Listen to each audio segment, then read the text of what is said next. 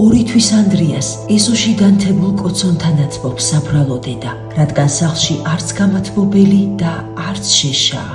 ამ საშინელ სცენას თბილისიდან სულ რაღაც 40 წუთის სავალგზაზე შევესწარი მე, ჩერნოვეცკის ფონდის ჟურნალისტი.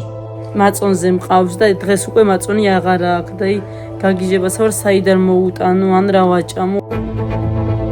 ეს მე პატრონებს გვაცლებებს იმის გამო რომ ქირას ვერ ვაძლევთ. გუშინაც იყო მოსული და ასე გითხეს რომ ბინა დამიცალე თუ და ისაც წავიყვანო პატარები წარმოდგენა არა მაქვს. აი ეს ორი თვის ბავშვი სად წავიყვანო გაგიჟებასა ვარ მისული. დამცივ ზამთარში სად მყავდეს აი არ ვიცი. ქუჩაში დავრჩებით. არც სოციალური არ გვაქვს. მოხსნილი გვაქვს და მეტი წილი მშივრები მყავს ბავშვები და ეს პატარაცა 1 ლიტრას გვაძლევს ხოლმე რძეს და იმას ვიმით ვაჭმობთ ხოლმე.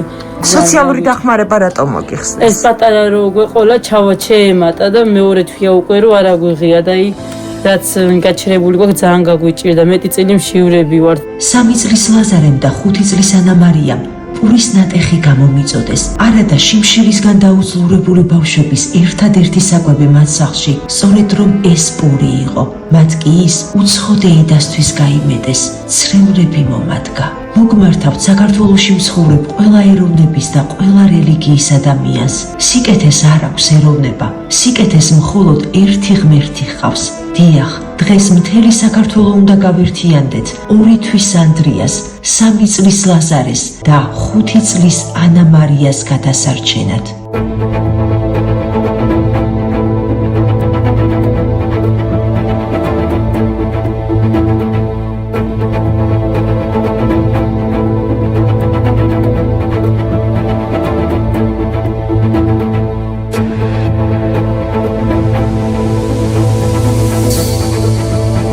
გადარიცხეთ ნებისმიერი თანხა ჩერნოვეცკის ფონდის ოფიციალური საიტის მეშვეობით.